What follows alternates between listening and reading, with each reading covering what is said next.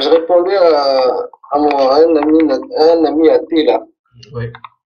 Ah, je débat. Hmm. Alors, c'est comment tu vas, mon frère? Ah, ça va.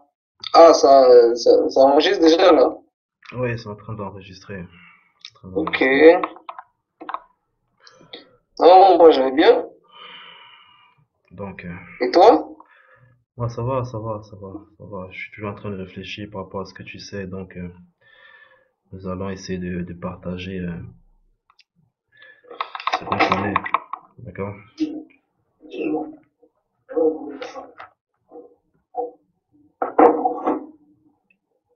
C'est bon? Ok. Donc, on va remettre ces moments de partage entre les mains du Seigneur, d'accord? D'accord.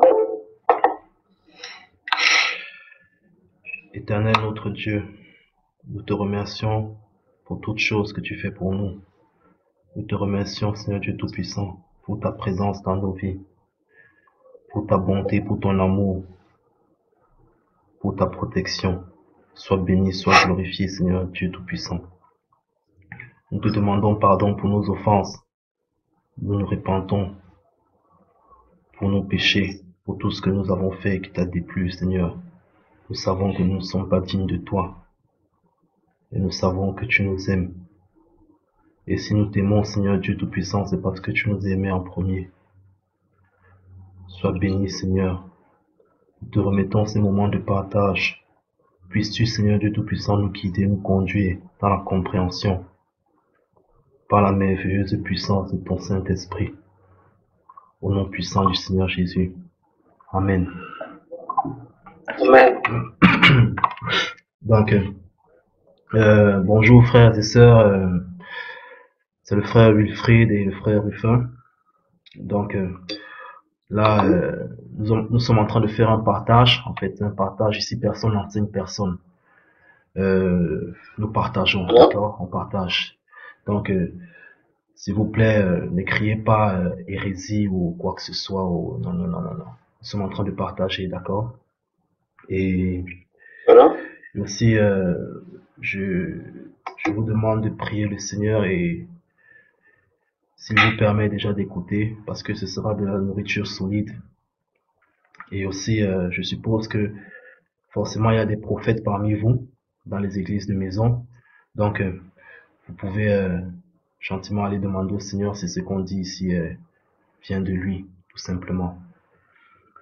En fait, le but de cette vidéo, c'est d'essayer d'apporter un éclairage à tous les chrétiens. Essayer de leur apporter un éclairage et aussi pour qu'on puisse envisager une nouvelle hypothèse tous ensemble et puis chacun de son côté qui essaye de réfléchir pour faire avancer le corps du Christ. Ça, c'est le but premier de cette vidéo. Donc, soyez bénis, frères et sœurs, au nom puissant du Seigneur Jésus. Amen. Amen. Donc, ce qui se passe, c'est que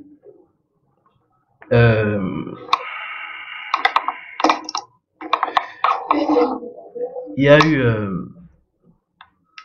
comment dirais-je, un prophète, il s'appelle prophète Ibrahim.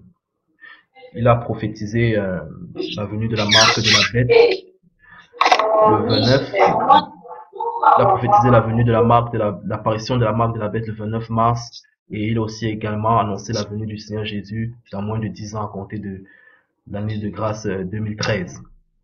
Donc moi personnellement,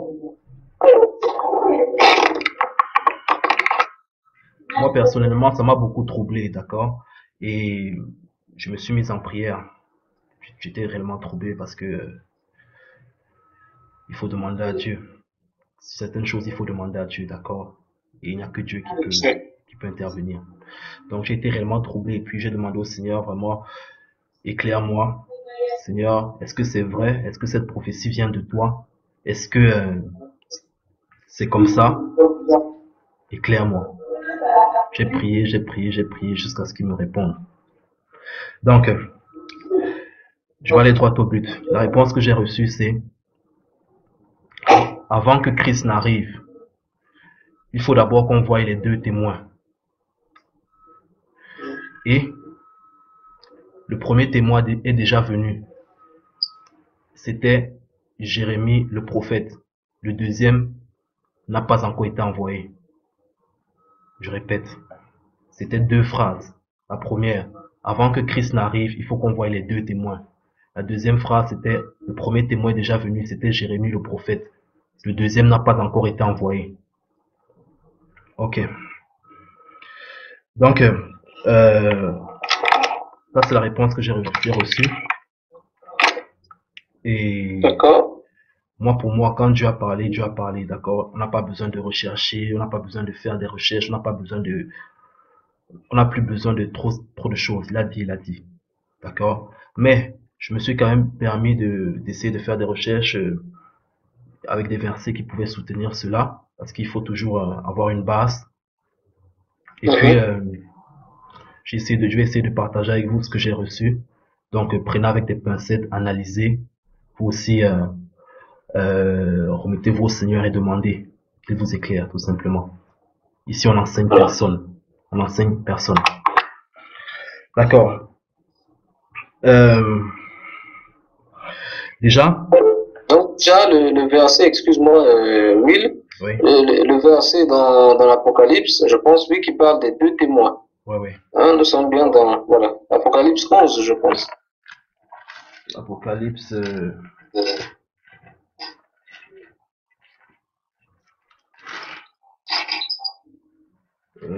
C'était encore. Non, c'est pas Apocalypse 11. Moi, j'ai la Bible, lui. C'est bon. Ah, d'accord. Ah, attends, je suis en Matthieu, excuse-moi. D'accord. C'est Apocalypse 11, effectivement, tu as raison.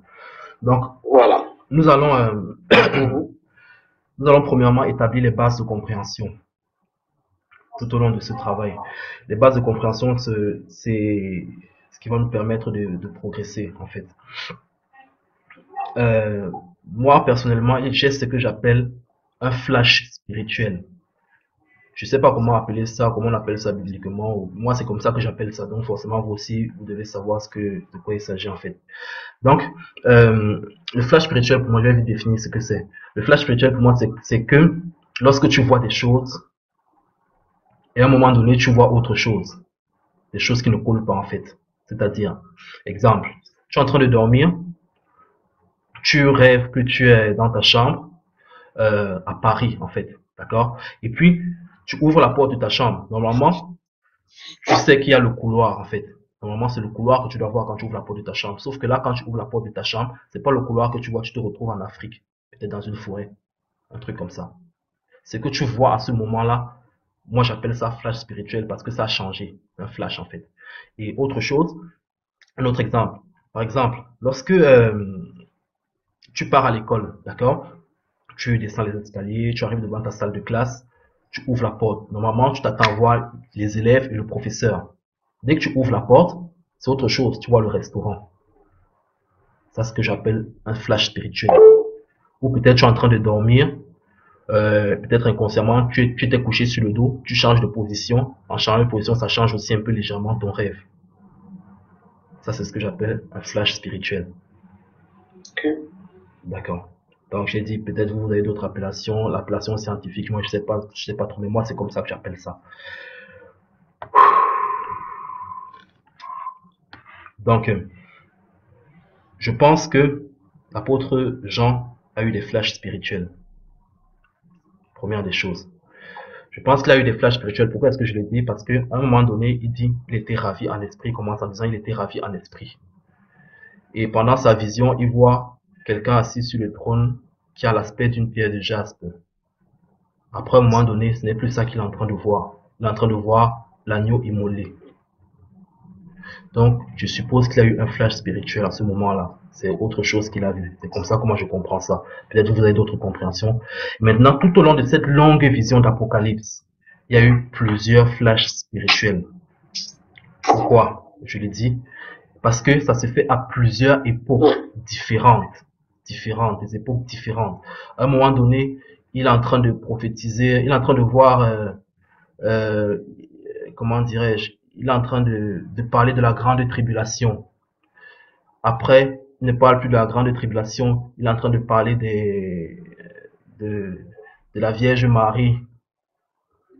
La grande tribulation vient, et c'est dans le futur, c'est pas encore arrivé. Il parle de la Vierge Marie au chapitre 12. On va voir ça aussi. Il parle de la Vierge Marie au chapitre 12. C'est du passé. Il est en train de voir, en fait, il fait un petit balayage comme ça, en fait. Donc, c'est pour établir les bases, pour que vous compreniez que il y a plusieurs époques. D'accord? Il y a plusieurs époques. En tout cas, pour comprendre, excuse-moi, oui, pour comprendre que dans la vision qu'un prophète peut avoir, Oui, comment dire, voilà, c'est plus, ce sont, comment dire, les images qui parlent. D'accord, c'est ce qu'il voit qui parle. Une image qu'il voit oui, il peut juste la voir pour que ça puisse corroborer, que ça puisse confirmer une image qu'il a déjà vue. oui, Par exemple, quand il voit le futur, donc la tribulation, oui, d'accord, la persécution des fidèles de Christ, oui, à un moment, il voit comment dire, la Vierge Marie encore, oui, d'accord, et le persécuteur de la Vierge Marie. Alors que la Vierge Marie était déjà, comment dire, avait déjà eu son enfant, avait déjà été comment dire, poursuivi par Hérode, tout ça. Tout oui, ça, c'était déjà du passé. oui, oui, Mais quand même, pendant qu'il voyait le futur, il a en même temps vu ça. oui, Voilà, donc, voilà, c'est pour expliquer la révélation qu'un prophète peut avoir. En tout cas, ce sont les images. Il n'y a pas de, comment dire, comment dire, de paroles qui expliquent tout, hein, qui disent que non, ça correspond à ça. C'est parce que non, ce sont les images oui, qui parlent, qui ont des oui, liens, oui, chacun entre eux. Mais si oui, on les prend comme ça peut être, comment dire, du n'importe quoi. En tout cas, ça peut être illogique. exactement. D'accord? Parce que en même temps, ça peut être le présent, le futur et le passé et le voilà. Et après, il faut du discernement Discernement. Et par aussi, l'Esprit Saint pour comprendre. oui, aussi, quand il parle de la nouvelle Jérusalem qui va descendre du ciel, c'est du futur. Donc c'est après, hein, c'est une autre époque, Voilà. encore après la Voilà. grande tribulation. D'accord? Mhm. Donc en fait, il y a des époques et des époques. Donc Mhm. euh, déjà, il y a aussi ce que je voulais aussi dire, c'est en fait un petit briefing sur le langage prophétique. Et pour ça, on va vite commencer à on va vite lire un peu une petite partie du chapitre 12 d'Apocalypse pour expliquer que tout ce qui est écrit, ce sont des images en fait, d'accord? Il y a des images, il ne faut pas forcément prendre ça à la lettre, au premier degré.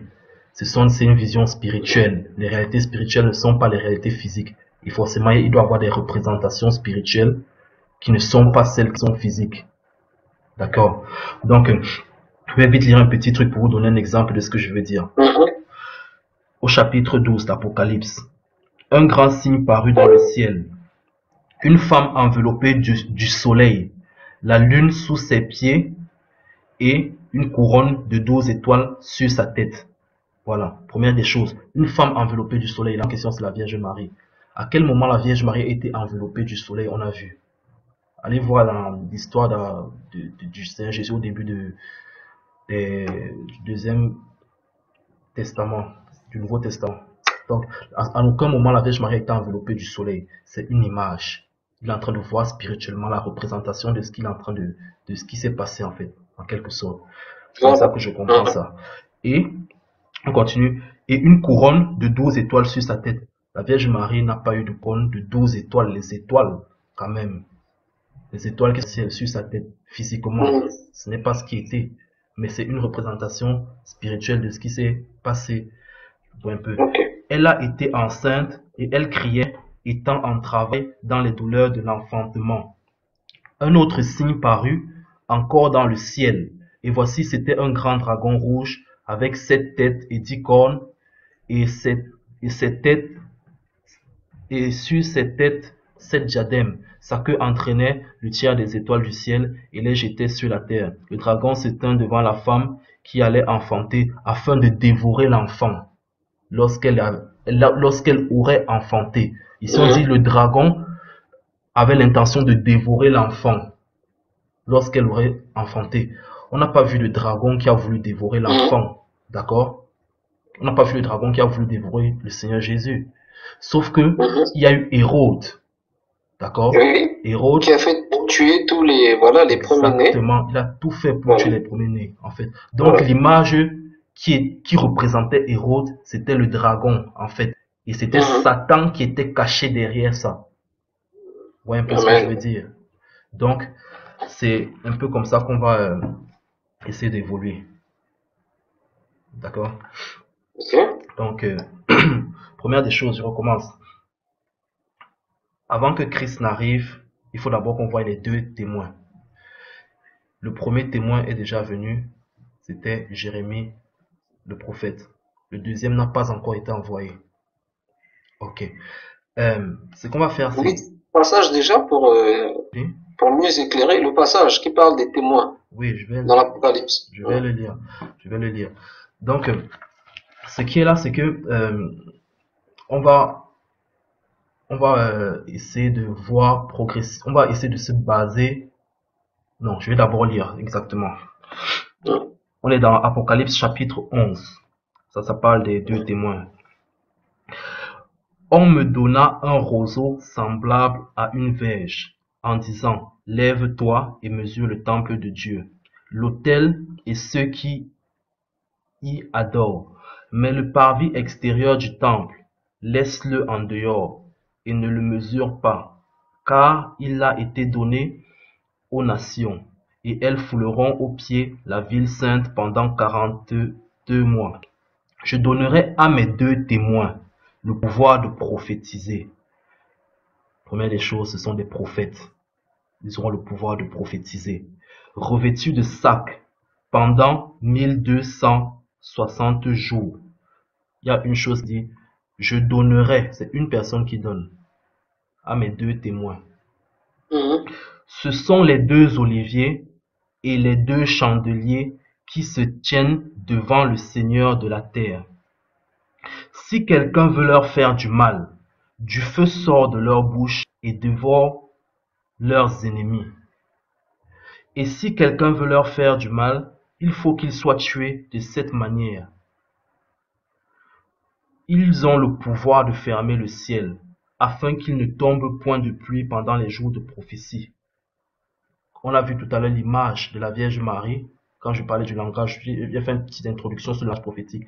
J'ai dit la lune sur les couronnes d'étoiles sur la tête, la représentation, toutes ces choses. Ici on dit, si quelqu'un veut leur faire du mal, du feu sort de leur bouche. En fait, frères et sœurs, ne vous attendez pas à voir un homme comme moi qui va cracher le feu. Du feu, voilà. Voilà. Qui va sortir de là. Ne vous attendez pas à ça. C'est un langage prophétique, en fait. Ils ont le pouvoir de fermer le ciel, afin qu'il ne tombe point de pluie pendant les jours de leur prophétie. Et ils ont le pouvoir de changer les eaux en sang, et de frapper la terre de toute espèce de plaie, chaque fois qu'ils le voudront. Quand ils auront achevé leur témoignage, la bête qui monte de l'abîme leur fera la guerre, les vaincra et les tuera. Et leurs cadavres seront sur la place de la grande ville, qui est appelée dans un sens spirituel Sodome et Égypte, là où leur Seigneur a été crucifié. Les deux témoins ont le même Seigneur, là où leur Seigneur a été crucifié. Ils ont le même Seigneur. Et Jésus a été crucifié à Jérusalem. Il a été crucifié à Jérusalem, au port de Jérusalem. On l'a fait sortir de l'avion, on l'a crucifié là-bas. Je ne me rappelle plus bien de l'endroit, mais c'était à Jérusalem en fait. Il faut que les deux témoins passent par Jérusalem. Des hommes d'entre les peuples, les tribus, les langues et les nations verront leurs cadavres pendant 3 jours et demi, et ils ne permettront pas que leurs cadavres soient mis dans un sépulcre. À cause d'eux, les habitants de la terre se réjouiront et seront dans l'allégresse, et ils s'enverront des présents les uns aux autres, parce que ces deux prophètes ont tourmenté les habitants de la terre. Ça confirme encore, ce sont des prophètes. Après les 3 jours et demi, un esprit de vie venant de Dieu entra en eux, et ils se tinrent sur leurs pieds, et une grande crainte s'empara d'eux, s'empara de ceux qui les voyaient, et ils entendirent du ciel une voix qui leur disait, montez ici, et ils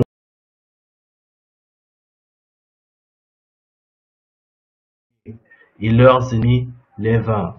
Ils sont montés au ciel dans la nuée. Ça veut dire ils ont été enlevés.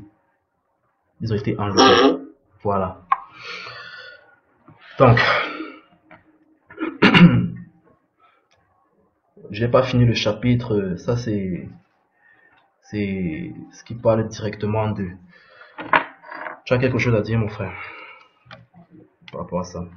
Euh, Là, on vient de lire le verset de l'Apocalypse qui fait référence donc aux témoins, aux deux témoins de la fin des temps. D'accord. Et toi, dans le message que tu as reçu du Seigneur, Oui. c'est bien dit que le premier témoin Oui. était déjà Jérémie le prophète. Donc Oui. le deuxième n'a pas encore été. Oui. Donc pour avoir une idée, je pense, sur le profil du deuxième témoin qui n'est pas encore venu, Oui. il faut, comme ils avaient, comment dire, comment dire, quand on lit en tout cas le passage, on se rend compte qu'ils ont vécu les mêmes, comment dire, Les mêmes étapes, situations, les mêmes choses, oui. les mêmes épreuves, voilà. Oui. On a l'impression même, en lisant, qu'ils ont été On a l'impression tués voilà, au même ensemble, on a moment. l'impression qu'ils marchent même ensemble, tu vois. Donc c'est un peu Voilà, ce que les chrétiens exact. pensent. Ils pensent que quand on parle des deux témoins, ce sera deux personnes en fait, tu vois. Toi peut-être et moi, Oui, on va marcher oui, ensemble, peut-être main dans la main, des frères en Christ, et puis on va aller faire le travail à deux, oui, tu vois oui, un oui, peu. oui. Sauf Voilà, que la révélation ne m'a pas dit ça, tu vois. Et d'accord. maintenant, la plupart des chrétiens ont eu ce scénario-là, que c'est les deux témoins vont marcher ensemble, le même jour, ils vont faire les mêmes choses au même moment, à la même époque. Tu vois un peu. Mais Voilà. en fait, généralement, personne ne pense. Bon, je sais pas si d'autres ont pensé à ça, mais moi, j'ai pas encore vu sur Internet ou quelqu'un dire ou prétendre que ils étaient deux à des époques Différent. aussi différentes, Voilà. dont un dans l'Ancien Testament et un dans le Oui. Nouveau Testament. Tu vois un peu. Mais non, ce qu'il faut Je sais pas retenir, trop. excuse-moi, je pense que si ils sont présentés comme marchant ensemble, comme vivant dans la même époque, comme étant même mis à mort au même moment, je pense que c'est parce que les réalités de leur vie et de comment dire de leur mort seront similaires. D'accord, peu importe que ce soit dans des époques différentes. Oui, Donc, pour avoir une idée sur le deuxième, comment dire, le deuxième témoin, il faut aller fouiller dans la vie du premier, exactement. d'accord, pour voir si ce qu'on a dit que feront les deux témoins, d'accord, si ces signes-là se sont déjà fait voir dans la vie du prophète Jérémie. Exactement. C'est ce qu'on va Voilà. faire sans plus attendre. Ok. Donc, on va vite relire un peu. On a dit au verset 5. Si quelqu'un veut leur faire du mal, du feu sort de leur bouche et dévore leurs ennemis. Donc, on va vérifier si le feu est vraiment sorti de la bouche de Jérémie. D'accord? Et j'ai dit c'est un langage prophétique, c'est pas le... non, non, non. Bien sûr. Ouais. Et après, on va voir si quelqu'un leur fait du mal, il faut qu'il soit tué de cette manière. On va voir si ça s'est produit dans le cas, dans le ministère de Jérémie. Ils ont le pouvoir de fermer le ciel afin qu'il ne tombe point de pluie pendant les jours de leur prophétie. Donc, on va voir si le ciel a été fermé, s'il y a eu la pluie, s'il y a manqué de pluie pendant le ministère de Jérémie. On dit ici, ils ont le pouvoir de changer les eaux en sang et de frapper la terre de toute espèce de plaie. On va donc voir si Jérémie a frappé la terre de toute espèce de plaie. Quoi d'autre?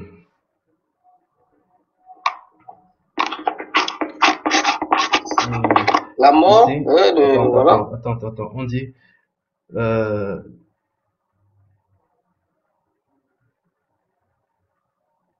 leurs cadavres seront sur la place de la grande ville, qui est appelée dans le sens spirituel Sodome et Égypte, là même où le Seigneur a été crucifié. Donc on va voir si Jérémie est passé par Jérusalem. Jérusalem déjà, voilà. D'accord? Mhm. Et maintenant, on dit, à la fin, on a dit, montez ici. Et ils montèrent au ciel dans la nuée. On va voir si Ouais. Jérémie a été euh, enlevé, en fait. Oui, disons enlevé, oui, oui, Oui, mais oui. déjà, par rapport à ça, ce n'est pas écrit très clairement dans la Bible. Je peux déjà dire que ce n'est pas Mhm. écrit très clairement dans la Bible que Jérémie a été enlevé. Parce que ce qu'on sait de Jérémie, c'est que, à un moment donné, il était Mais allons forcé. donc, non, allons donc étape par étape. Commençons par les plaies, par le feu, par jusqu'à arriver à la fin. Ah oui, oui, tu as raison. Donc, on va commencer par, si quelqu'un veut leur faire du mal, du feu sort de leur bouche. Donc, on va vérifier si le feu est sorti de la bouche de Jérémie. Hmm,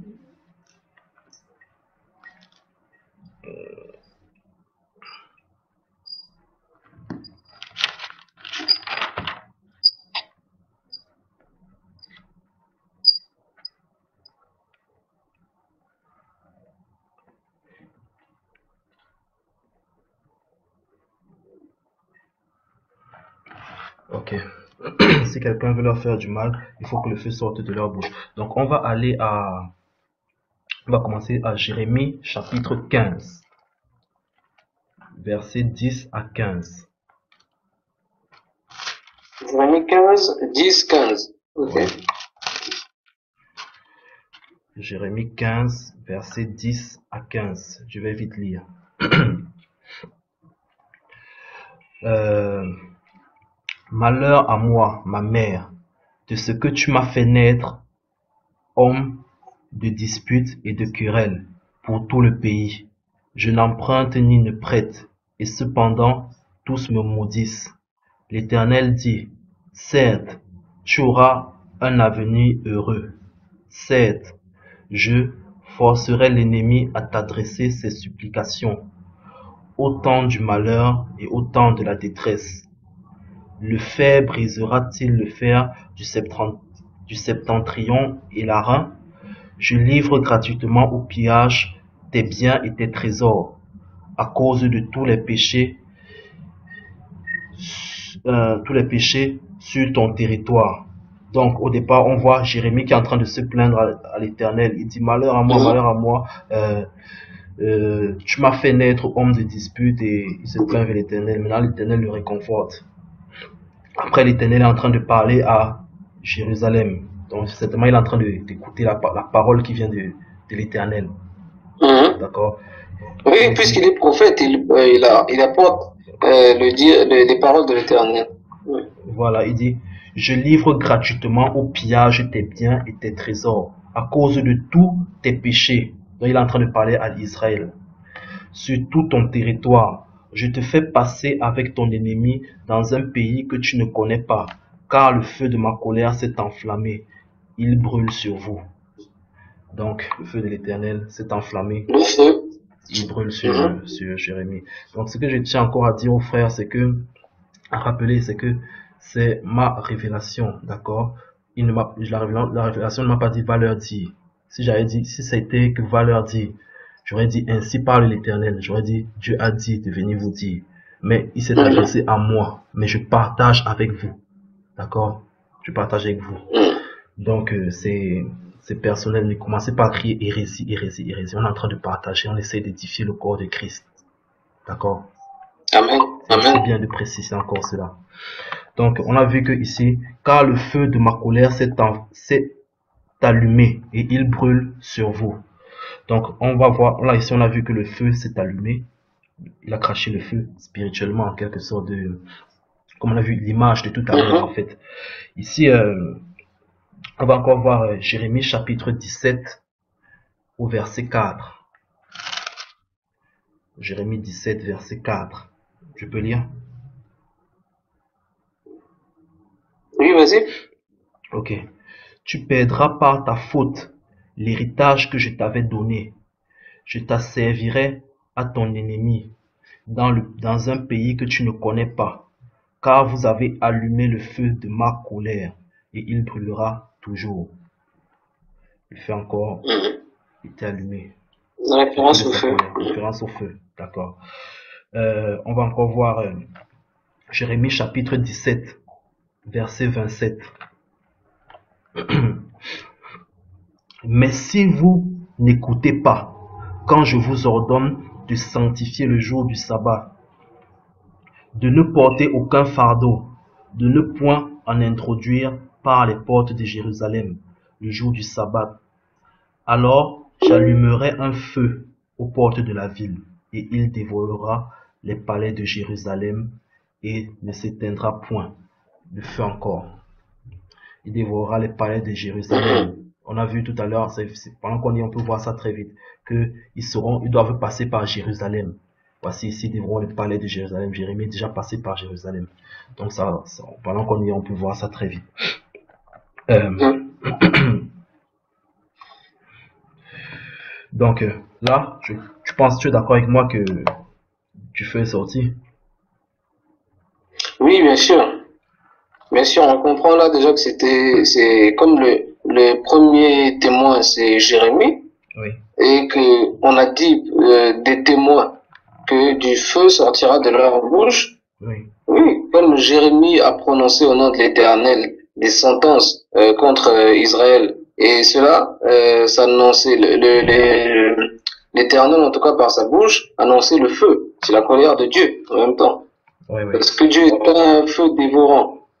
Euh, dans l'Ancien Testament, quand c'est beaucoup employé quand comment dire la vengeance de Dieu et en tout cas la colère de Dieu est manifestée. Donc c'est le feu, Ah, oui, oui. premier élément. D'accord. Mhm. Donc, on revient vite à Apocalypse chapitre 11 au verset 5 toujours. On a dit, si quelqu'un veut leur faire du mal, du feu sort de leur bouche.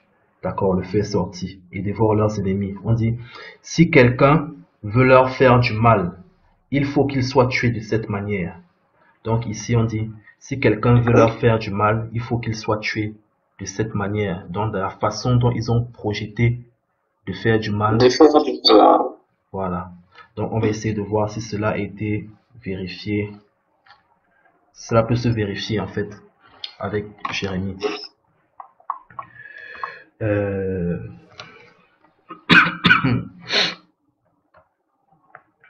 donc, on va aller dans Jérémie 20, du verset 1 à 5. Et on va lire le verset 6 aussi. Jérémie 20. Donc, ici, là, il s'agit de Pashur. Donc, je vais lire vite. Pashur, fils d'Imer, sacrificateur et inspecteur en chef dans la maison de l'Éternel, entendit Jérémie qui prophétisait ces choses. Et Pashur frappa Jérémie le prophète et le mit dans la prison qui était à la porte supérieure de Benjamin dans la maison de l'Éternel. Ok. Pashur a mis Jérémie dans la prison. Donc il a mis Jérémie en captivité dans une prison. Il lui a fait du mal de cette façon-là. Mais le lendemain, Pashur fit sortir Jérémie de prison. Et Jérémie lui dit, ce n'est pas le nom de Pashur que l'Éternel te donne, c'est celui de Magor Missabib, car ainsi parle l'Éternel. Voici, je te livrerai à la terreur, toi et tous tes amis. Ils tomberont par l'épée de leurs ennemis, de leurs ennemis, et tes yeux les verront. Mhm. Je livrerai aussi tout Juda entre les mains du roi de Babylone, qui les emmènera captifs à Babylone et les frappera de l'épée. Je livrerai toutes les richesses de cette ville, tout le produit de son travail, tout ce qu'elle a de précieux. Je livrerai tous les trésors des rois de Juda entre les mains de leurs ennemis, qui les Mhm. pilleront, les enlèveront et les transporteront à Babylone. Et toi, Pashur, et tous ceux qui demeurent dans ta maison, vous irez en captivité. Donc, il a fait du mal en mettant Jérémie en captivité. Lui aussi, il est Mhm. parti en captivité. Et continuons, tu iras à Babylone et tu mourras. et tu seras enterré, toi et tous tes amis auxquels tu as prophétisé le mensonge, et tu mourras. Le verset dit, il faut qu'il meure de la même façon. Meurt de la même façon. D'accord? Donc, il a mis Jérémie en captivité, et lui-même, il est parti en captivité. Et c'est dans sa captivité qu'il meurt. Il était qu'il est mort. Voilà. D'accord? Donc, il est mort de la façon dont qu'il attendait que Jérémie meure. Exactement, mon frère. Ça se tient, voilà.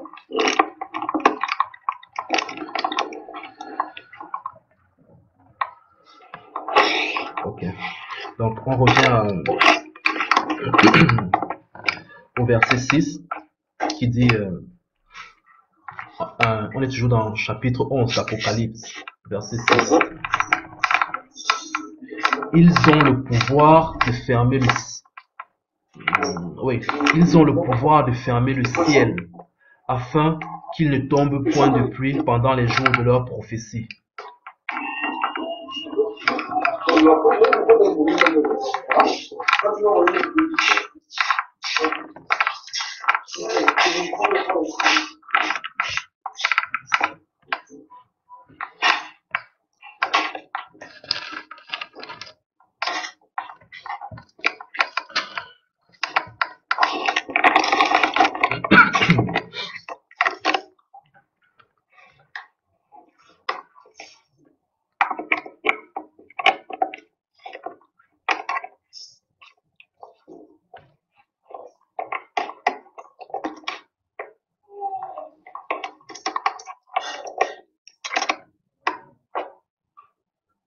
C'est bon, mon frère?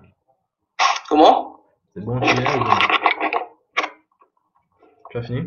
Désolé, je t'entends mal. Comment? Je demande si tu as fini ce que tu faisais. Oui, non, mais il fallait continuer. C'est parce que ma batterie allait lâcher. Je suis allé prendre le chargeur pour éviter que ça coupe. D'accord. Donc, je disais que ils ont le pouvoir de fermer le ciel afin qu'il ne tombe point de pluie pendant les jours de leur prophétie. Donc ici, il faut pas s'attendre à ce que ils vont réellement fermer le ciel avec un pouvoir mot à mot comme c'est écrit là. Le plus important. Ou un peu comme à s'y méprendre comme Élie. Voilà, peut-être. D'accord, voilà. Qui a volontairement, comment dire, prié pour qu'il ne pleuve plus. Mais ce qu'il faut retenir là déjà, avec les premiers signes qu'on a déjà eus, ce qu'il faut retenir, c'est, comment dire, l'absence, comment dire, de pluie, déjà, Oui. pendant que Élie prophétisait. Jérémie. Alors, je pense que Jérémie, pardon, voilà. Pendant que Jérémie prophétisait, exactement. Voilà. Donc, pour répondre à ça, on va toujours aller dans Jérémie, bien sûr. Jérémie 3, versets 2 à 4.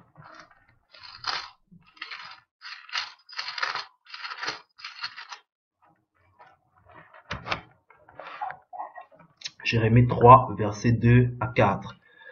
Lève tes yeux vers les hauteurs et regarde.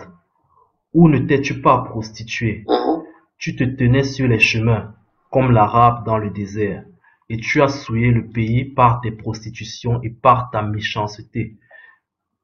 Ainsi les pluies ont été retenues, et la pluie du printemps a-t-elle manqué?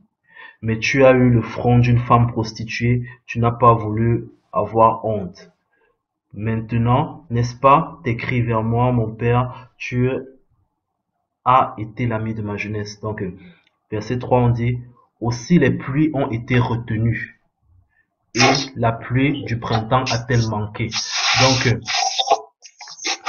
au verset 2, il est en train de parler à Israël.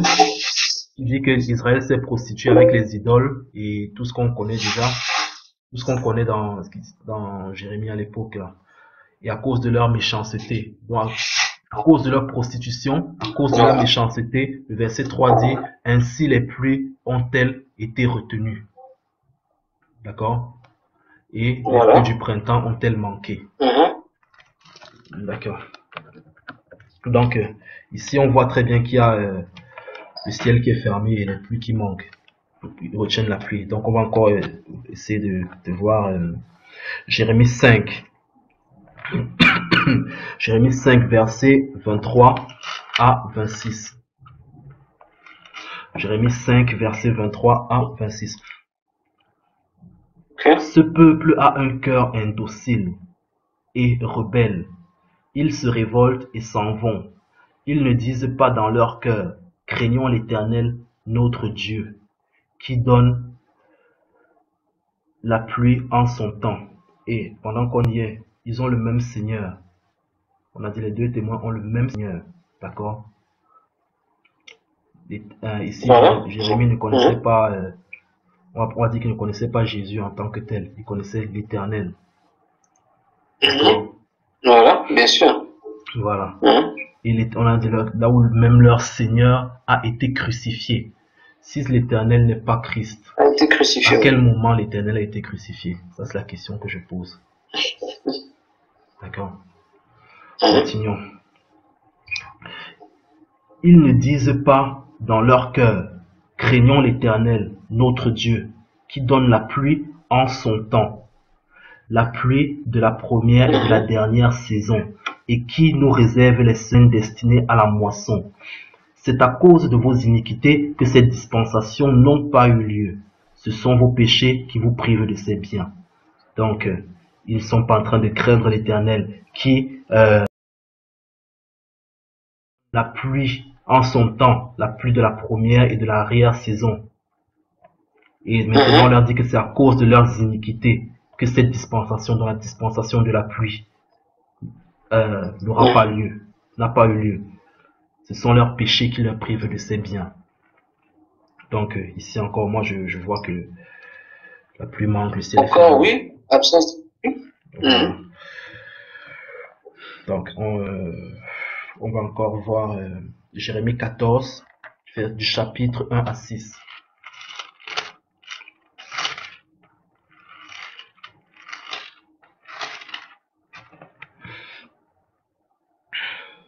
Jérémie 14, du chapitre 1, du verset 1 à 6. Excusez-moi. La parole qui fut adressée à Jérémie par l'Éternel à l'occasion de la sécheresse. Donc, il y a une sécheresse déjà. Il y a une parole que l'Éternel lui adresse. Juda est dans le deuil. Ses villes sont désolées, tristes, abattues, et les cris de Jérusalem s'élèvent. Tout cela, c'est à cause de la sécheresse. Les grands envoient les petits chercher de l'eau, et les petits vont aux citernes, ne trouvent point d'eau, et retournent avec leurs vases vides. Confus et honteux, ils se couvrent la tête. La terre est saisie d'épouvante, parce qu'il ne tombe point de pluie dans le pays. Ils ont le pouvoir de fermer le ciel et d'empêcher la pluie de tomber. On a vu ça tout à l'heure. Et les laboureurs confus se couvrent la tête. Même la biche dans la campagne met bas et abandonne sa portée, parce qu'il n'y a point de verdure. Les ânes sauvages se tiennent sur les lieux élevés, aspirant l'air, comme des serpents. Leurs yeux languissent parce qu'il n'y a point d'herbe. Donc, je ne sais pas si toi tu es d'accord avec moi, mon frère, mais moi je conclus ici là que, effectivement... Oui, bien sûr. Bien sûr. Partout où il y a sécheresse, manque de pluie, en tout cas, voilà, ça se rapporte à ce qu'on a lu dans Apocalypse. Oui. Fermer le ciel. Oui. Donc, déjà, il y a quoi d'autre? On a vu déjà que les deux témoins ont le pouvoir de cracher du feu, de faire sortir du feu de leur bouche. Cracher du feu. Ça a été vérifié. On a vu que si on leur fait, excusez-moi, si on leur fait du mal, il faut que cette personne meure de la même façon. Ça aussi, c'était vérifié. Ils ont le pouvoir de fermer le ciel. Ça aussi, c'était vérifié, d'empêcher la pluie de tomber, vérifié. Pendant les jours de leur prophétie. On a dit que ce sont des prophètes. Jérémie était un prophète. Maintenant, on dit, ils ont le pouvoir de changer les eaux en sang et de frapper la terre de toute espèce de plaie, chaque fois qu'ils le voudront. Ici, ce que j'ai à dire, c'est que les espèces de plaies, ça peut être les fléaux. On a vu les fléaux d'Égypte sous Pharaon et Moïse, en fait. fléaux, les espèces de plaies. Donc, on va voir maintenant si véritablement Jérémie a annoncé des plaies en fait. Et quelles étaient ces plaies? Ou des malheurs. Des malheurs. Dans d'autres versions, voilà, sont les malheurs, voilà. D'accord. Donc,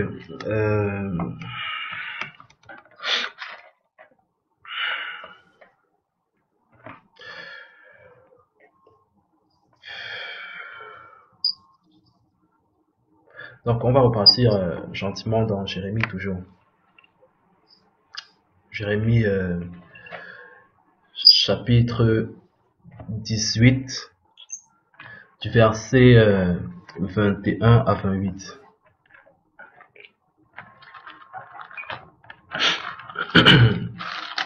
Jérémie 21. Jérémie chapitre 18 verset 21 à 28. 18, 21, 28. Ok. Non, 21, 23, pardon. 21, 23. Ça s'arrête à 23 le chapitre. 21, 23, ok. Ok. On dit, c'est pourquoi livre leurs enfants à la famine, précipite-les par le glaive, que leurs femmes soient privées d'enfants et deviennent veuves, et que leurs maris soient enlevés par la peste, que leurs jeunes gens soient frappés par l'épée dans le combat, qu'on entende des cris sortir de leur maison, quand soudain tu feras fondre sur eux des bandes armées, car ils ont creusé une fosse pour me prendre. Ils ont tendu des filets sous mes pieds. Là, c'est Jérémie qui est en train de parler. Il dit qu'on entende des cris sortir de leur maison, quand soudain tu feras fondre sur eux des bandes armées par l'Éternel, car ils ont creusé une fosse pour me prendre. Donc, on voulait prendre Jérémie. Ils ont creusé une fosse pour le prendre. Voilà. Et ils ont tendu des filets sous mes pieds. Donc, il se plaint à l'Éternel en train de... Vous voyez un peu ce que je veux dire. Et toi, l'Éternel, tu connais leur complot pour me faire mourir. Ne pardonne pas leurs iniquités, n'efface pas leurs péchés de devant toi, qu'ils soient renversés en ta présence. Agis contre eux au temps de ta colère. On a dit, ils ont le pouvoir de frapper, ils vont frapper la tête de toute espèce de plaie chaque fois qu'ils le voudront. Donc ici, de toute espèce de plaie chaque fois qu'ils le voudront. Donc ici, Jérémie est face à une situation où il a subi une sorte d'injustice ou bien un truc, en fait. Il n'est pas content et il réclame ces plaies-là, tu vois. Et ici, les plaies, c'était qu'il a demandé, c'était la famine. Au verset 21, on a dit la famine, le glaive, la lèpre, la peste, pas la lèpre, la peste, oui. L'épée, bon, les glaives, l'épée, c'est la même chose. Voilà, la peste. Oui, oui. Donc, tu vois ça comment, toi, ici? Oui, ça se tient encore une fois de plus. Ça se tient encore. Donc, parce que là, c'est Jérémie qui comment dire, prophète, qui, en quelque sorte, prononce, comment dire, la sentence. Ouais. Là, c'est pas vraiment comme s'il prophétisait. Il n'apporte pas une parole de l'Éternel, mais il prononce une sentence. D'accord? Au nom de l'Éternel. Et, comment dire, elle s'accomplit. Ouais. Donc, d'accord. Donc, c'est un peu comme si c'est lui qui frappait, comme c'est écrit dans Apocalypse, c'est comme si c'est lui qui frappait de plaies. Oui. Donc, Jérémie, on va voir Jérémie 19, versets 7 à 8. Donc, j'anéantirai dans ce lieu le conseil de Juda et de Jérusalem. Je les ferai tomber par l'épée, devant leurs ennemis et par la main de ceux qui en veulent à leur vie. Je donnerai leurs cadavres en pâture aux oiseaux du ciel et aux bêtes de la terre. Je ferai de cette ville un objet de désolation et de moquerie. Tous ceux qui passeront par près d'elle seront dans l'étonnement et siffleront sur toutes ces plaies. Donc c'est même encore plus clair ici dans ma version. Sur toutes ces plaies, on parle des plaies ici. Et on l'a encore vu ici, l'épée, je ferai tomber par l'épée. Je les ferai tomber par l'épée.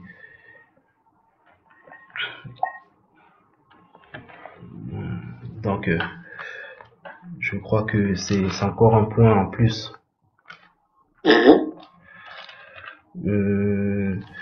Pendant qu'on y est, juste à côté, on a Jérémie 21, verset 9. Jérémie 21, verset 9. Celui qui restera dans cette ville mourra par l'épée, par la famine ou par la peste. Mais celui qui sortira pour se rendre aux Chaldéens qui vous assiège aura la vie sauve, et sa vie sera son butin. Donc, c'est l'Éternel qui est en train de parler. Ainsi, au verset 8, on voit ainsi par l'Éternel. Donc ici, il a dit, celui qui restera dans cette ville mourra par l'épée. Une des plaies encore, par la famine et la peste, ici. Encore la peste, encore la famine, encore l'épée.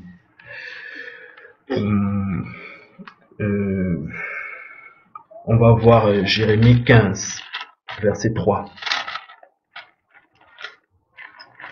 Jérémie 15, verset 3. J'enverrai contre eux 4 espèces de fléaux, dit l'Éternel. L'épée pour les tuer, les chiens pour les traîner, les oiseaux du ciel et les bêtes de la terre pour les dévorer et les détruire. Donc, ça encore, je crois qu'on peut valider ça. Il y en a tellement, c'est juste des petits extraits que j'ai pris, comme ça, il y en a tellement. Tellement.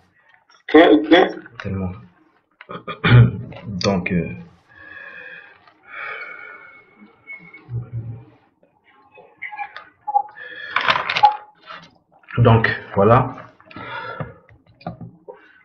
Ils ont le pouvoir de frapper la terre de toute espèce de plaie chaque fois qu'ils le voudront. Donc, résumé encore. Jérémie a, entre guillemets, craché du feu. Il a fait, si quelqu'un veut lui faire du mal, cette personne doit mourir de cette manière. Oui. De cette manière, voilà. Oui. Ils ont le pouvoir de fermer le ciel afin qu'il ne tombe point de pluie pendant les jours de leur prophétie. Ça aussi. Ils ont le pouvoir de frapper la terre de toute espèce de plaie chaque fois qu'ils le voudront. Oui. Ça aussi. Donc, on continue. Quand ils auront achevé leur témoignage, la bête qui monte de l'abîme leur fera la guerre, les vaincra et les tuera. Et leurs cadavres seront sur la place de la grande ville, qui est appelée dans le sens spirituel Sodome et Égypte, là même où le Seigneur a été crucifié. Donc,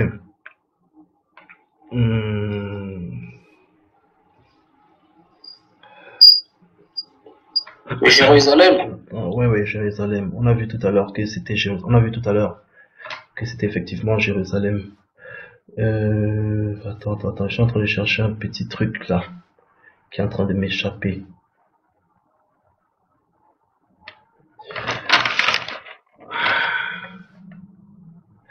Continuons, on va revenir dessus. Et tout à l'heure, quand on a dit la bête, on a vu tout à l'heure que le dragon a poursuivi la Vierge Marie dans le chapitre 12. Le dragon a poursuivi la Vierge Marie, mais jamais la Vierge Marie n'était poursuivie par un dragon dans le monde physique. Donc, voilà, c'est encore une image. La bête, c'est une image. Donc, c'est quelqu'un qui est certainement caché derrière cela. Comme on a vu que le dragon s'est caché derrière Hérode pour faire tuer tous les enfants, pour tuer tous les enfants en voulant faire périr Jésus. D'accord. Donc, en tout cas, c'est un mix qui va planer sur eux. Ouais. Forcément, c'est des hommes. Oui. Donc, on va continuer. Je crois qu'on dit qu'on parle des nations, non? Des nations qui se réjouiront. Oui, c'est là que je voulais en venir, en disant qu'on va continuer d'abord le verset. Puis, vu qu'on parle ici, le verset parle de la mort de Jérémie. Et après, là-bas, on dit que on dit une voix monte ici dans les ciels, monter ici, et ils montèrent au ciel dans la nuit. Donc, vu que ça parle de la mort de Jérémie et tout, on va mettre ça ensemble, tu vois. Donc, on va d'abord sauter ça, d'accord? Donc, continuons d'abord. On dit, des hommes d'entre les peuples, les tribus, les langues, et les nations verront leurs cadavres pendant 3 jours et demi. Donc ici, il y a les hommes d'entre les peuples. Il y a plusieurs peuples. Les tribus, il y a plusieurs tribus. Les langues. Donc, il y a plusieurs langues. Moi, je crois que, je sais pas, je suis pas très fort en linguistique, mais je crois que Juda et Jérusalem parlent l'hébreu vu que ce sont des Israéliens. Ils ne parlent que l'hébreu. Je sais pas s'ils parlent autre chose, mais bon. Et si on dit les langues, d'accord? Donc, il y aura plusieurs langues. Donc, il n'y aura pas forcément, il n'y aura pas que l'hébreu. Tu vois? Il y aura les langues. Et les nations. Et plusieurs nations. Oui. Les langues et les nations. Donc, des nations qui ont d'autres langues. D'accord? D'autres nations. Oui. Ce n'est pas seulement Israël en ce moment-là. On dit verront leurs cadavres pendant 3 jours et demi et ils ne permettent pas que leurs cadavres soient mis dans un sépulcre. Et à cause d'eux, les habitants de la terre se réjouiront et seront dans l'allégresse et ils s'enverront des présents les uns aux autres. Ce sont les habitants de la terre, les uns aux autres, parce que ces deux prophètes ont tourmenté les habitants de la terre. Ça confirme encore plusieurs nations. Donc, après 3 jours, bon là c'est déjà la mort. Donc on va voir maintenant si Jérémie a tourmenté les habitants de la terre à cette époque-là. Il a tourmenté ces gens. Les nations en tout cas. Les nations, voilà, on va dire comme ça, les nations. Excusez-moi, j'ai un peu de grippe. Hein.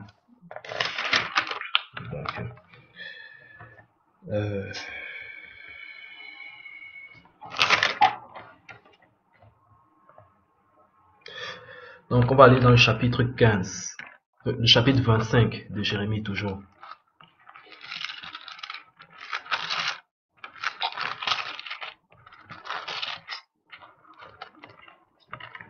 Chapitre 25 parle des nations. Du verset 15 au verset 28. C'est un peu long, mais on va lire, c'est bien.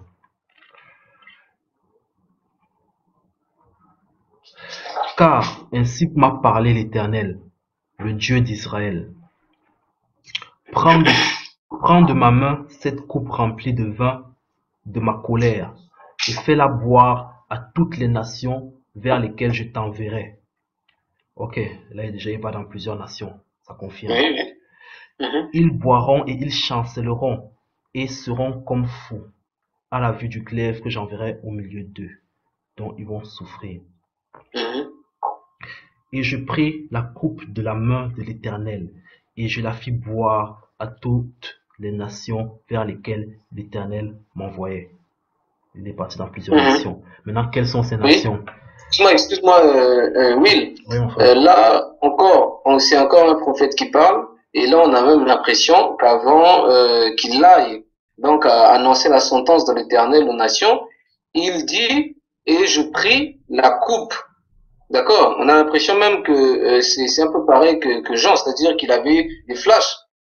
Oui. Tu vois? Qu'il avait l'image de ce qu'il annonçait. Oui. D'abord, tu vois, le message de l'Éternel, il l'avait d'abord en image, il se voyait prendre une coupe qui devait faire boire. Exactement. Tout ça, voilà, c'est des images. Et donc, lui, je pense que plus là, on va voir qu'en vérité, cette coupe-là, c'est une sentence de l'Éternel qui s'annonce aux nations. Oui, mon frère. Donc, on ouvre au verset 18. À Jérusalem et aux villes de Juda, à ses rois et à ses chefs, pour en faire une ruine, un objet de désolation, de moquerie et de malédiction, comme cela se voit aujourd'hui. Donc il est parti à Jérusalem. Donc c'est certainement l'hébreu qui parlait, une langue. À Pharaon, roi d'Égypte, et à ses serviteurs, à ses chefs et à tout son peuple. Il parle l'Égyptien avec les hiéroglyphes, je crois. À toute l'Arabie, à tous les rois des pays du l'Arabie, ce sont les Arabes, ils parlent l'arabe, ça fait déjà des langues. Donc on a déjà plusieurs nations en fait. Du pays d'Ut, à tous les rois du pays des Philistins. Comment? Tu dis? Non, je disais, forcément quand on a des nations, c'est des langues différentes, forcément. Oui, mon frère. à toute l'Arabie, à tous les rois du pays d'Ud, à tous les rois du pays des Philistins, à Ascalon, à Gaza, à Ekron, et à ce qui reste d'Astot, à Édom, à Moab, et aux enfants d'Amob. Ils sont beaucoup, hein, je t'assure. Les partis là beaucoup voyagé. À tous les, à tous les Beaucoup rois de de, nations. oui, à tous les rois de Tyr et à tous les rois de Tyr, à tous les rois de Sidon et aux rois des îles qui sont au-delà de la mer. Donc, il a pris le bateau. Il a pris le bateau, Oui, il a traversé la mer. ouais. Donc, il a quitté Jérusalem. Et je crois que c'est le seul prophète, à part Jonas qui est parti à Ninive, je crois. Donc, je crois que c'est le seul qui a réellement quitté Jérusalem, qui a réellement quitté Israël. Tu vois? Aller de nation en nation. En nation, je crois que c'est le seul qui a fait cela. Tu vois? À Dédan, à Théma, à Beuz, à tous ceux qui se rasent les coins de la barbe, à tous les rois d'Arabie, à tous les rois des Arabes qui habitent dans le désert, à tous les rois de Zimri, à tous les rois d'Élam et à tous les rois de Médie, à tous les rois du septentrion, proches ou éloignés, aux uns et aux autres, et à tous les royaumes du monde qui sont sur la face de la terre, et le roi de Séchab boira après eux. Tu leur diras, ainsi parle l'Éternel des armées, le Dieu d'Israël, buvez, enivrez-vous et vomissez, et tombez sans vous relever, à la vue du glaive que j'enverrai au milieu de vous. Et s'ils refusent de prendre de ta main la coupe pour boire, dis-leur, ainsi parle l'Éternel des armées, vous boirez. Que penses-tu? Une fois de plus, ça se tient. Là, on est encore. Je ne sais pas si je peux faire un commentaire par rapport au deuxième témoin, parce que là, on est au premier témoin, Jérémie. Oui, le frère, vas-y. Dans le profil du premier témoin. Oui. Donc, je pense que comme Jérémie, il est allé de nation en nation, dans notre époque moderne, je pense que le deuxième témoin, hein, s'il fait pareil, forcément, puisqu'ils sont présentés comme agissant de la même façon, en tout cas, les deux témoins. Oui. Donc, le deuxième, qui n'a pas encore été envoyé, tu vois, quand il va commencer à agir, je pense qu'il va aller aussi de nation en nation, mais je pense que dans notre époque, ça va lui valoir beaucoup de la part de tous les présidents, des chefs d'État, ça va lui valoir beaucoup de. On voudra même pas lui donner le visa. On va pas lui donner le visa. Tu vois. Comment? On voudra même pas lui donner le visa. Tu vois. Bon, mais peut-être au début, je pense que, mais oui, en tout cas, il y aura beaucoup d'attention sur lui. Hein, ça sera un personnage, je pense, qui va beaucoup faire parler qui va beaucoup faire tapage. Peut-être de la prison, peut-être, voilà, pourquoi pas machin, cour pénal ou en tout cas, on peut imaginer beaucoup hein, dans l'époque où nous sommes On là. va revenir Mais en tout cas, c'est sûr qu'il va déranger. On va revenir sur lui. On va revenir sur lui. On va essayer d'éclairer maintenant, en faisant maintenant le parallèle, comme on a dit. Finissons avec Jérémie. Donc, en parlant donc de la mort de Jérémie, on dit au verset 12, on est toujours au chapitre 11, verset 12. Et ils entendirent du ciel une voix qui leur disait, montez ici.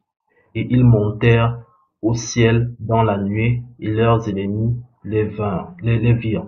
On a aussi vu tout à l'heure ce que j'ai dit que on voulait additionner,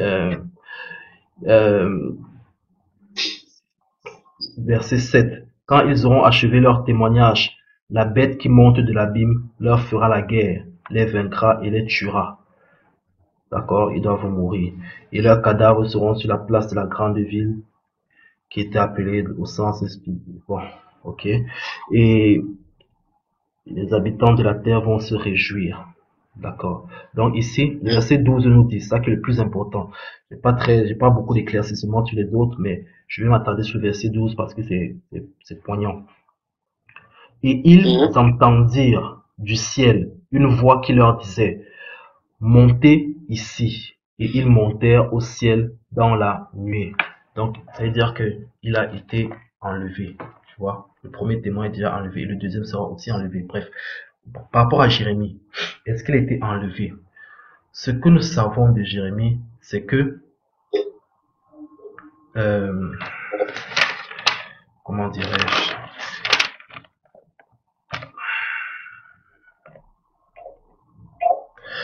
voilà, je disais, ce que nous savons de Jérémie, c'est que la Bible ne dit pas clairement de quelle façon il est mort. La Bible ne parle pas clairement de cela. Ce que nous savons, c'est que il était forcé, d'après ce que j'ai vu aussi j'ai fait des petites recherches sur Wikipédia, il était forcé à, à fuir du côté de l'Égypte. Et puis là-bas, on ne l'a plus jamais revu. On ne sait pas. En fait, il n'y a pas d'écriture qui atteste ce qui s'est passé. D'accord? Donc, nous savons qu'il est parti en Égypte. Donc, on ne sait pas s'il est mort ou s'il était enlevé. Donc, c'est un point d'interrogation. Mais maintenant, alors, ce que nous allons faire, c'est essayer de faire parler Jérémie lui-même. Tu vois un peu? Qu'est-ce qu'il pensait, tu vois? Qu'est-ce qu'il pensait? Qu'est-ce qu'il voyait, en fait? C'est d'avoir un indice. Un indice, voilà. Donc, il est censé être enlevé dans les nuits. Voici, on va aller dans le chapitre 15, au verset 15.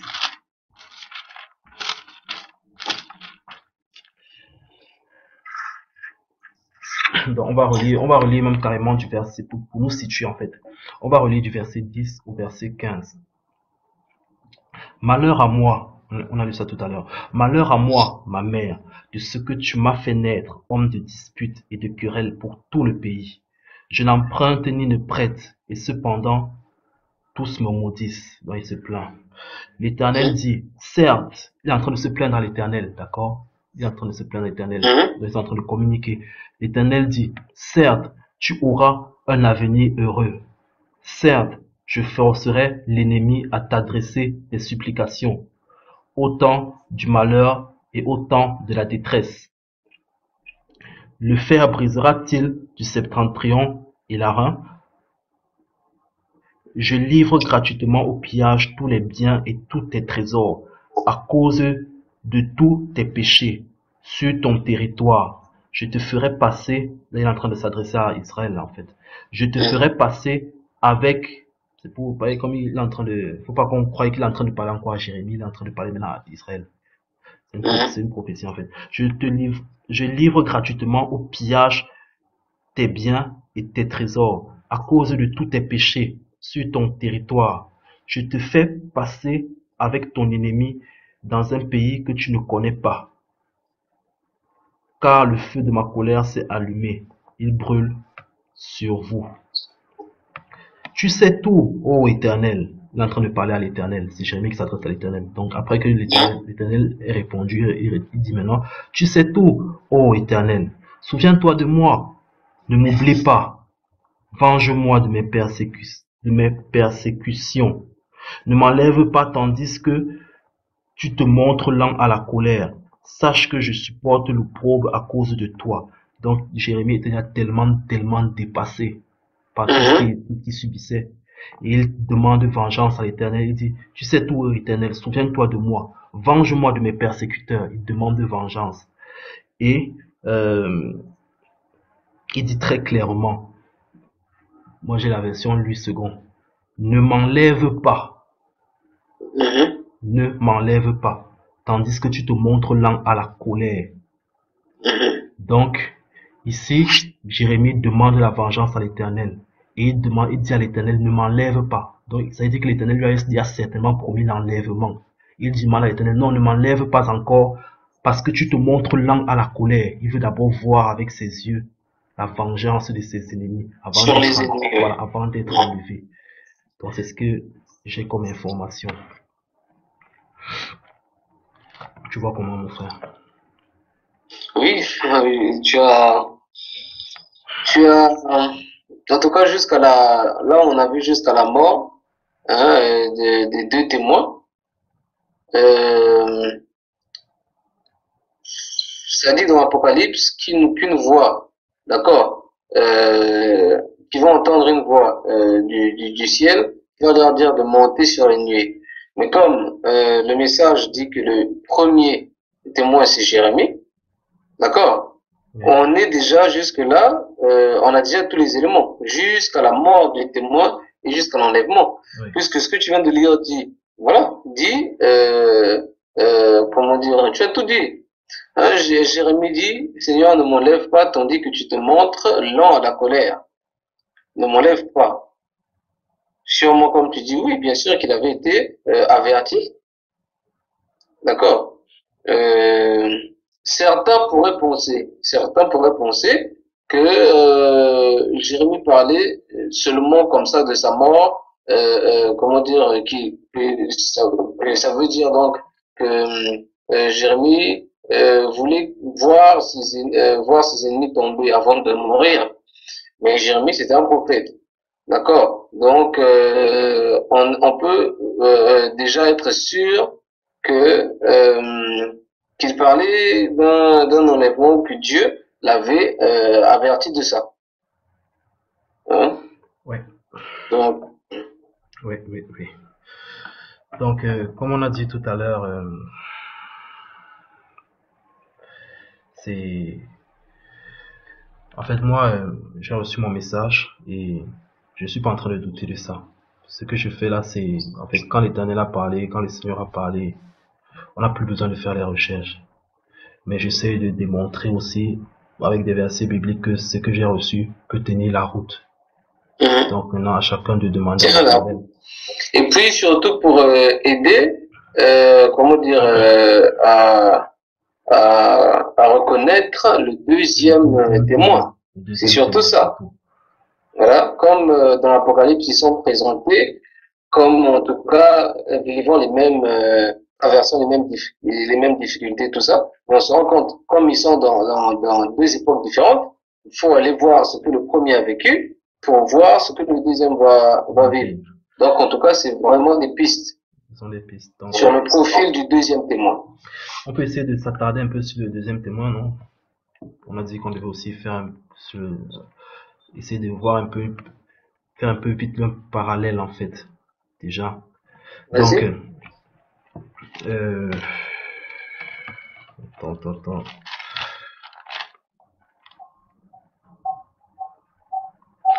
Bon, déjà, ça c'est ma compréhension. Il faut que les gens comprennent que c'est moi qui suis en train d'analyser. Je suis en train d'imposer à personne.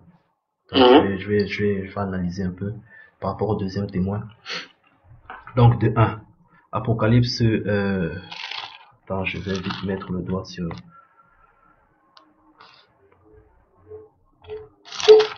Donc, Apocalypse chapitre 11 nous a dit que ce seront des prophètes.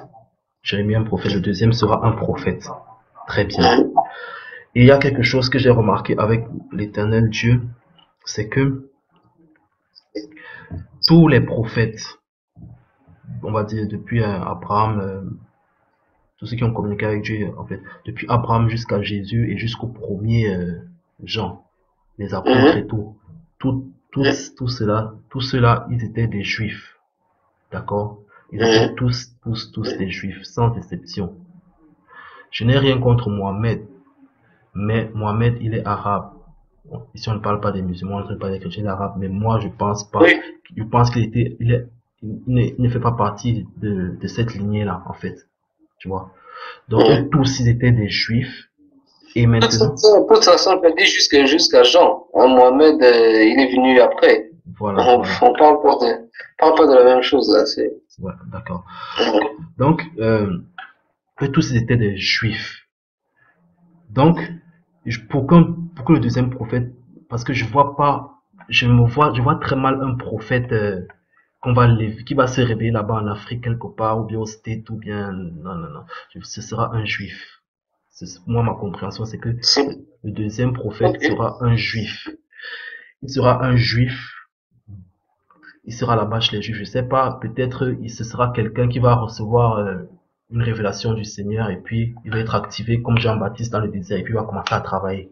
Ou bien peut-être que il sera un chrétien à la base, peut-être un Israélien et chrétien, je sais pas, ou bien qui a déjà les bases du christianisme et puis aussi recevoir une révélation, il va être activé et puis il va travailler.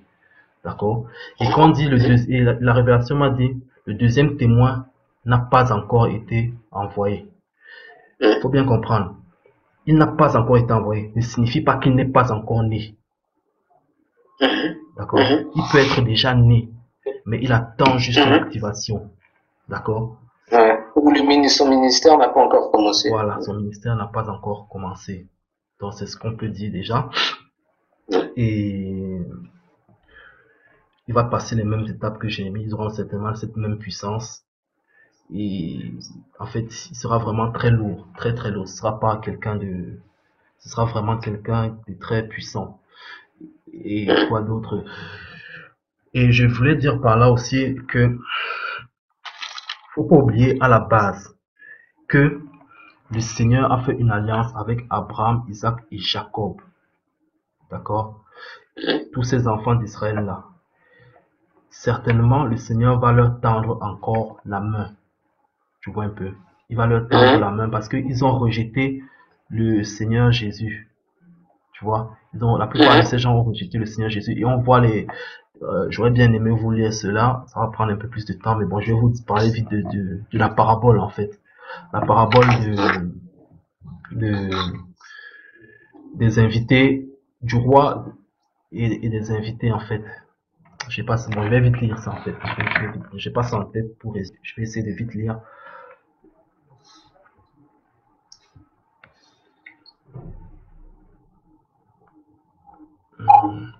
C'est dans Matthieu 22, si je me trompe pas.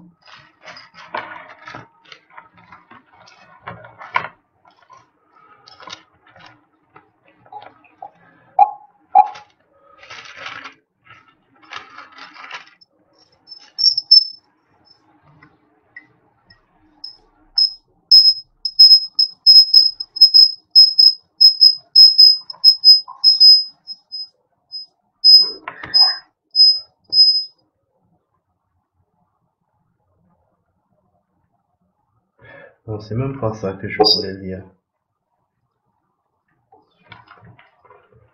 Attends, oui, je crois que c'est ça. Je vais lire. Je crois que c'est ça, sauf si je me trompe pas. Donc, je suis dans Matthieu 22. Je vais lire. Jésus, prenant la parole, leur parla de nouveau en parabole. Il dit, le royaume des cieux est semblable à un roi qui fit des noces pour son fils. Donc, moi, ma compréhension ici, c'est que le roi fait des noces à son fils. Mais moi, Jésus, c'est Dieu. Donc, on va dire, un roi qui fait des noces pour lui-même.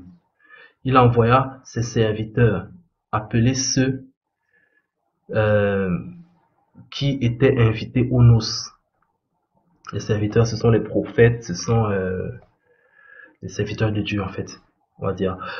Les noces, ça tout ce qui est en rapport avec l'enlèvement, tout ce qui est en rapport avec l'entrée dans le royaume des cieux, tout ce qui est en rapport avec tout cela. Donc, ils ne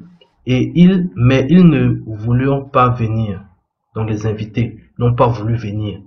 D'accord? Il envoya encore d'autres serviteurs en disant, dites aux conviés, voici, j'ai préparé mon festin. Mes bœufs et mes bêtes grasses sont tués. Tout est prêt. Venez aux noces. Donc ça nous rappelle un peu comme quand le Seigneur envoyait tout le temps ses serviteurs, les prophètes, dans la maison d'Israël. Mais ils n'écoutaient pas, ils n'écoutaient pas et ils n'écoutaient pas. Mais sans s'inquiéter de l'invitation, ils s'en allèrent.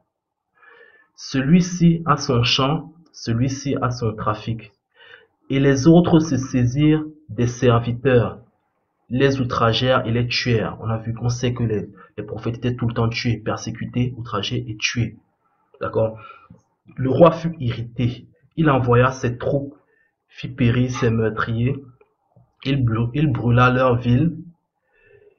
Alors, il dit à ses serviteurs, les noces sont prêtes.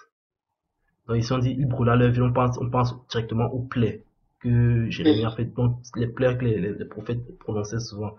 Mais les conviés n'en étaient pas dignes. Alors, allez donc dans les carrefours, appelez aux noces tout ce que vous trouverez. Donc, ils partent dans les carrefours, ils appellent aux noces tout ce qu'ils trouvent. Donc, les apôtres sont en train de quitter Jérusalem. Ils sont en train de quitter Israël. Ils partent maintenant dans le monde entier. Ils partent appeler tout ce qu'ils trouvent. Donc, nous sommes africains, Paris, et tout cela, et tout ce qu'ils trouvent, ils partent, ils appellent. Ces serviteurs allèrent dans les chemins, rassemblèrent tous ceux qu'ils trouvèrent, méchants et bons, et la salle des noces fut pleine de convives.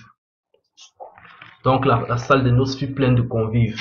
Donc, nous, chrétiens, déjà, qui avons accepté le Seigneur Jésus, qui avons cru au Seigneur Jésus, tous ces gens-là, les Juifs, maintenant, eux qui sont restés sous la loi, en fait, ça peut être l'image des invités qui n'ont pas voulu venir, en fait, tu vois. Donc, nous, l'évangile s'est répandu dans le monde entier, et puis, nous, on nous a trouvés, et puis on a accepté le Seigneur Jésus, et puis nous sommes là, d'accord?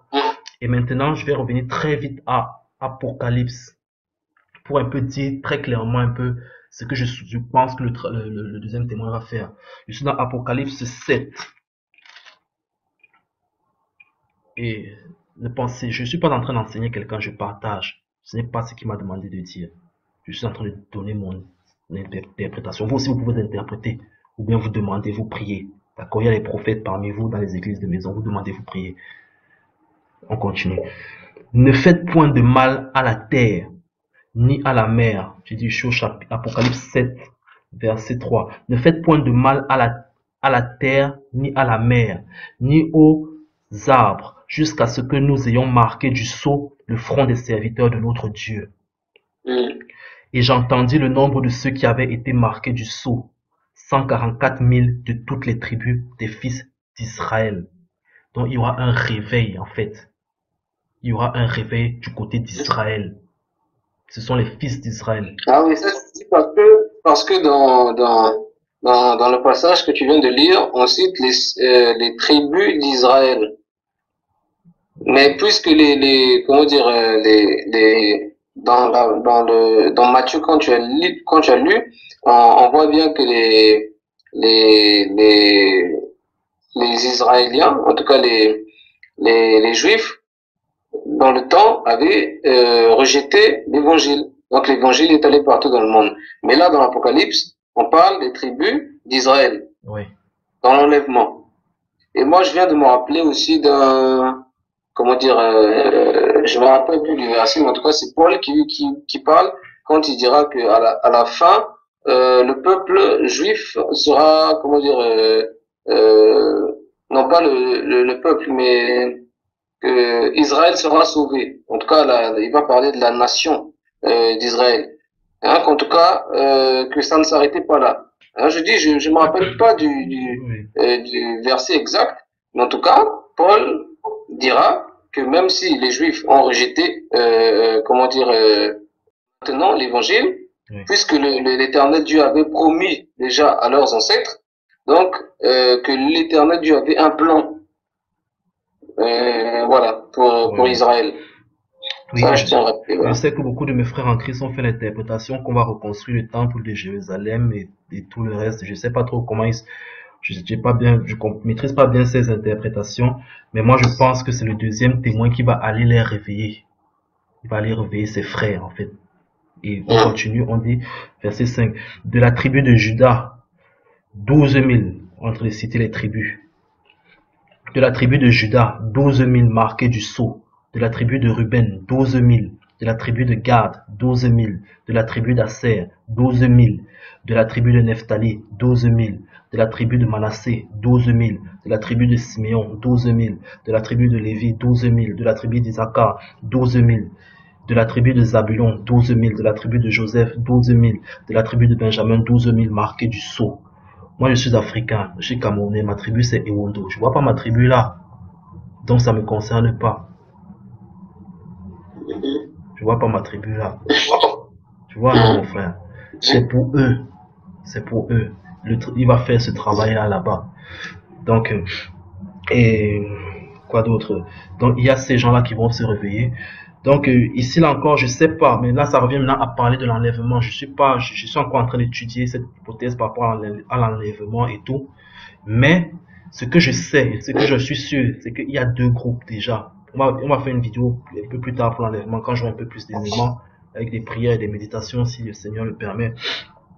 Mais, il y a deux groupes déjà. Le premier groupe, c'est ceux de la maison d'Israël. Et je ne pense pas que l'Éternel aime tellement Israël que je ne pense pas qu'il va les laisser comme ça. Il va leur tendre encore la main. C'est ce que moi je pense. Et maintenant, le deuxième groupe, c'est ceux qui ont été appelés dans le monde entier. D'accord? Quand on a vu tout à l'heure que il a envoyé le roi dans Matthieu, il a envoyé ses serviteurs dans les carrefours aller chercher tout le monde, tu vois un peu, tu vois. Et maintenant alors, je pense ici au verset 9 que soit ça continue et c'est le même flash que Jean a eu, le même flash spirituel que Jean a eu, soit c'est un autre flash qu'il a eu, mais j'ai pas suffisamment d'éléments parce que là on est en train de parler maintenant des autres tribus, du reste du monde en fait. Je sais pas comment il a vu ça, mais je vais lire. Après cela, je regardais et voici, il y avait une grande foule que personne ne pouvait compter, de toute nation, de toute tribu, de tout peuple et de toute langue. Ils se tenaient devant le trône de l'agneau, revêtus de robes blanches et de palmes dans leurs mains, et ils criaient d'une voix forte en disant: le salut est à notre Dieu qui est assis sur le trône et à l'agneau. Le salut est à notre Dieu qui est assis sur le trône et à l'agneau. Et à tous les anges qui se tenaient autour du trône, et des vieillards et des 4 êtres vivants se prosternèrent sur leur face devant le trône, et ils adorèrent Dieu, en disant Amen. La louange, la gloire, la sagesse, l'action de grâce, l'honneur, la puissance et la force soit à notre Dieu au siècle des siècles. Amen. Et l'un des vieillards, c'est là que ça devient intéressant, et l'un des vieillards prit la parole et me dit: ceux qui sont revêtus d'une robe blanche, qui sont-ils et d'où viennent-ils? Je lui dis: mon Seigneur, tu le sais. Et il me dit: ce sont ceux qui viennent de la grande tribulation. Ils ont lavé leur robe, c'est ceux qui viennent de la grande tribulation. C'est encore une hypothèse. Peut-être que l'enlèvement, pour l'instant, moi je crois que l'enlèvement aura lieu pendant la grande tribulation. Et je répète, il ne m'a rien dit de dire. Il ne m'a donné aucune information par rapport à ça. Je suis en train d'interpréter aussi, vous aussi. Donc, je pense que l'enlèvement aura lieu pendant la grande tribulation. Et je sais pas comment ça va se passer. Franchement, je sais pas. Mais je pense que ces gens, comme le verset nous dit, ils viennent de la grande tribulation. Peut-être que l'enlèvement va se faire pendant la grande tribulation. L'église va partir et les autres vont rester se réveiller. Et je sais pas comment ça va se passer. Les autres vont rester se réveiller et suite aux persécutions, qui vont constater que l'église est déjà partie, mais ce sera certainement pendant la grande tribulation. Et je le pense, pourquoi? Parce que je pense que je tiens compte, et mon argument c'est par rapport au deuxième témoin, vu qu'il va venir annoncer des choses. Il va venir annoncer des choses et voilà. Donc ces choses-là, c'est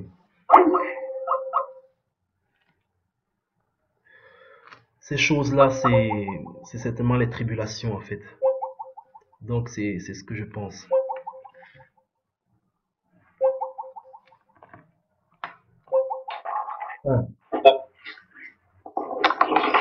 Oui.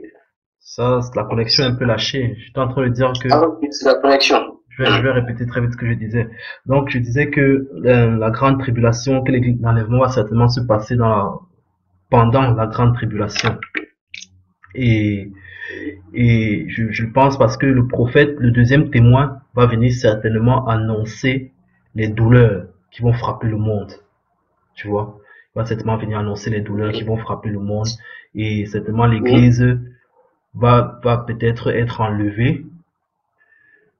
Et puis les autres vont rester se réveiller et ils vont vraiment subir le reste des tribulations. Je sais pas comment ça va se passer. Le verset nous dit qu'ils vont passer par une grande tribulation. Donc c'est ce que je pense. Mais il y a aussi un autre verset qui me fait réfléchir encore. Je suis pas très certain. C'est juste des hypothèses que j'émets.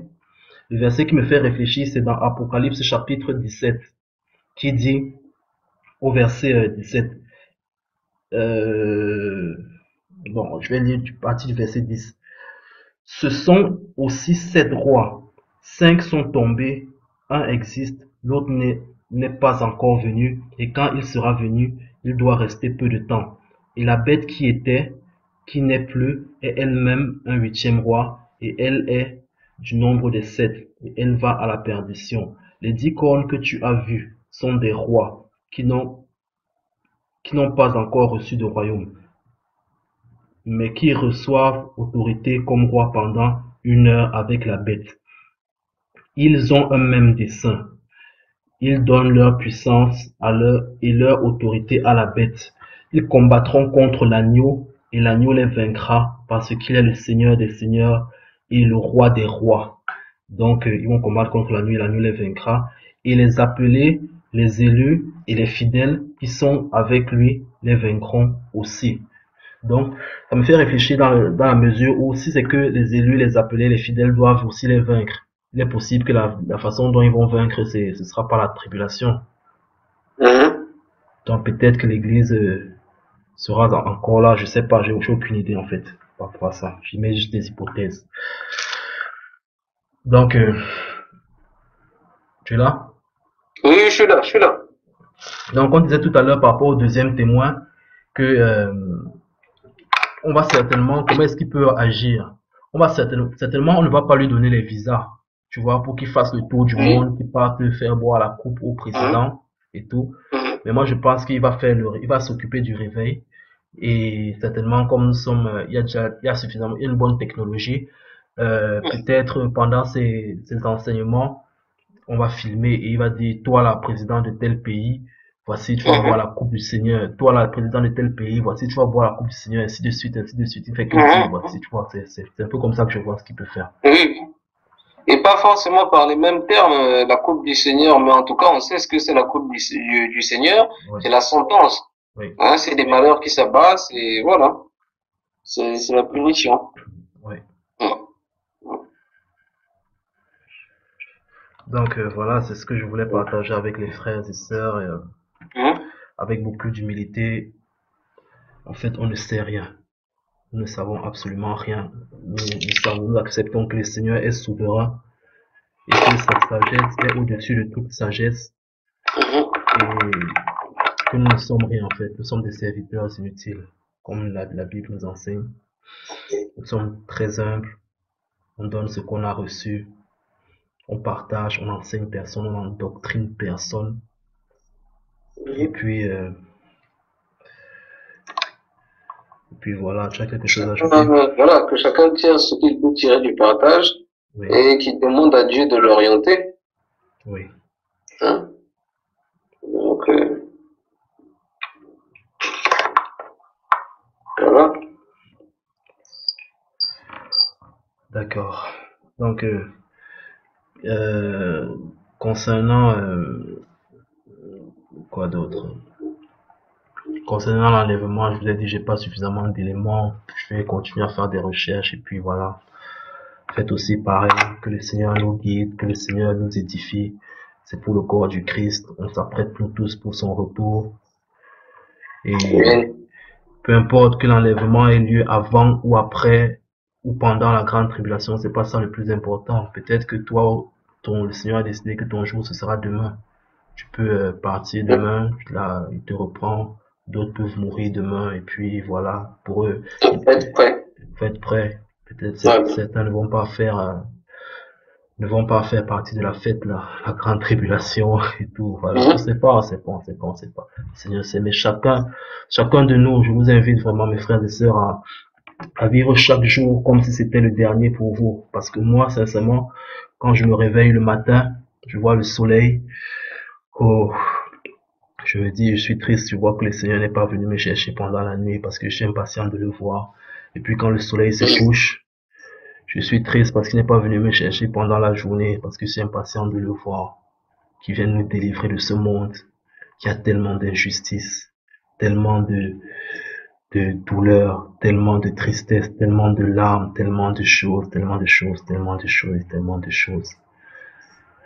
Donc voilà mes frères et sœurs, que le Seigneur vous bénisse abondamment, qu'il vous protège, qu'il nous aide à grandir en compréhension. Mhm. Et à la fin, on n'oublie pas qu'il est souverain. Il est souverain. Il est souverain. Soyez bénis mes frères.